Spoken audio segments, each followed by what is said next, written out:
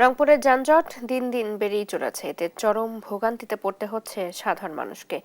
এ নিয়ে আরো জানাতে আমাদের সাথে যুক্ত হচ্ছেন সহকর্মী মোহাম্মদ রফিকুল ইসলাম। রফিক, সমস্যা সমাধানে কর্তৃপক্ষ কোনো পদক্ষেপ নিয়েছে কিনা জানাবেন।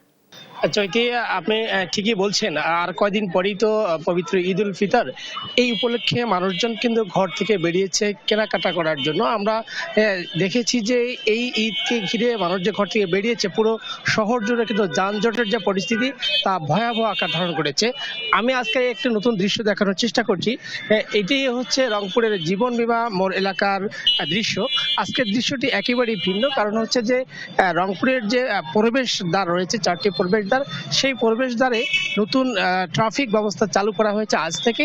এই চারটি প্রবেশদ্বার থেকে নিবন্ধন পাওয়া এবং না পাওয়া যে অটো রিক্সাগুলো রয়েছে, সেই অটো রিক্সাগুলোকে কিন্তু শহরে প্রবেশ করতে দেওয়া হচ্ছে না।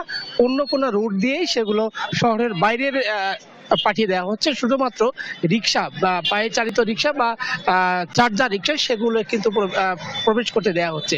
এ কারণে মূল শহরে কিন্তু আজকে একেবারেই যানজট নেই। আমি আপনাকে এখন যেটি দেখানোর চেষ্টা করছি সেটি হচ্ছে যে এই জীবন বীমা মোড় থেকে যেহেতু পুলিশ অটো রিক্সা এবং অন্যান্য যে ভারী যানবাহনগুলো সেগুলো প্রবেশ করতে না দেওয়ার কারণে কিন্তু দীর্ঘ যে যানজট সেইটি কিন্তু রয়েছে।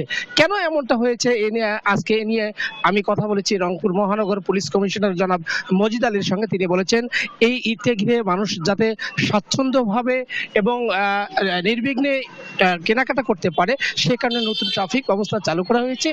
এতে করে মানুষজন কিন্তু তারা এই স্বাচ্ছন্দ্যভাবে কেনাকাটা করতে পারবে। তবে এই যে অটো রিক্সা এবং ব্যাটারি চালিত রিক্সা রয়েছে, সেই রিক্সাগুলো বাইরে শহরের বাইরে দেওয়ার কারণে শহরের বাইরে কিন্তু যানজটটা একেবারেই বেড়ে গেছে। কেন এমনটা বেড়ে গেল আমরা যেটি জেনেছি সেটি হচ্ছে যে রংপুর সিটি কর্পোরেশন থেকে মাত্র 8,500 রিক্সা অটো রিক্সাকে নিবন্ধন দেওয়া হয়েছে, কিন্তু নগরীর ভেতরে 50,000-এর বেশি অটো রিক্সা চলাচল করে।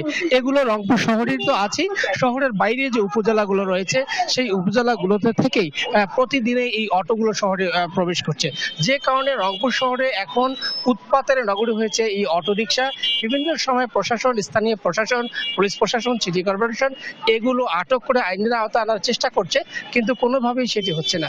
আমরা মহানগর যে ট্রাফিক পুলিশ রয়েছে তাদের সঙ্গে কথা বলেছি, অন্যান্য যারা রয়েছে তাদের সঙ্গে কথা বলেছি। তারা বলেছেন যে নগরীতে সহনীয় পর্যায়ে যে যানজট সেটি ফিরিয়ে আনার জন্য তারা সর্বোচ্চ চেষ্টা করছে। তবে নগরবাসী বলছে রংপুর শহরের মূল সড়কের পাশে যে ফুটপাথ, সেই ফুটপাথের বাইরেও কিন্তু মানুষজন ব্যবসা করছেন। সে কারণে একই দিকে তো অটো রিক্সা, অন্যদিকে হচ্ছে এই ফুটপাতে দোকান, এই দুয়ে কিন্তু নগরীতে একেবারেই যানজট সংখ্যা বেড়ে গেছে। তবে আজ থেকে ঈদের দিন পর্যন্ত যে ট্রাফিক ব্যবস্থা চালু করা হয়েছে সেই ট্রাফিক ব্যবস্থায় স্বস্তি পাবে কিছুটা মানুষজন, এমনটাই কিন্তু নগরবাসীর প্রত্যাশা করছে। চৈতি। রফিক, ধন্যবাদ আপনাকে।